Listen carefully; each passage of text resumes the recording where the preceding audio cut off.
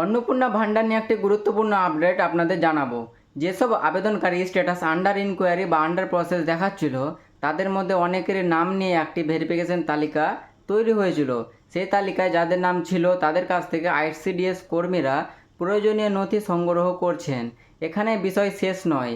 যারা ইতিমধ্যে অন্নপূর্ণা ভান্ডারের টাকা পেয়েছেন তাদের মধ্যেও কিছু আবেদনকারীর ভেরিফিকেশনের জন্য আলাদা তালিকা প্রকাশ করা হয়েছিল।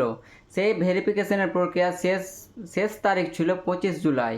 এখন আশা করা হচ্ছে ভেরিফিকেশনের শেষ হওয়ার পর খুব শীঘ্রই অনেকের আবেদন স্ট্যাটাসে পরিবর্তন দেখা যেতে পারে। তবে একটি বিষয় মনে রাখবেন, সরকারি যাচাইয়ের ভিত্তিতে যদি কারো আবেদন ভুল বা ভুয়ো তথ্য পাওয়া যায় তাহলে তার নাম সুবিধাভোগীর তালিকা থেকে বাদ পড়তে পারে। অন্যদিকে যাদের তথ্য সঠিক এবং যাচাইয়ের সব কিছু ঠিক থাকবে তাদের আবেদন স্বাভাবিকভাবে এগিয়ে যাবে। এই ধরনের অন্নপূর্ণা ভান্ডারের নির্ভরযোগ্য আপডেট সবার আগে পেতে ভিডিওটি লাইক করুন, চ্যানেলটি ফলো করুন এবং আপনাদের কোনো প্রশ্ন থাকলে কমেন্ট করতে অবশ্যই ভুলবেন না।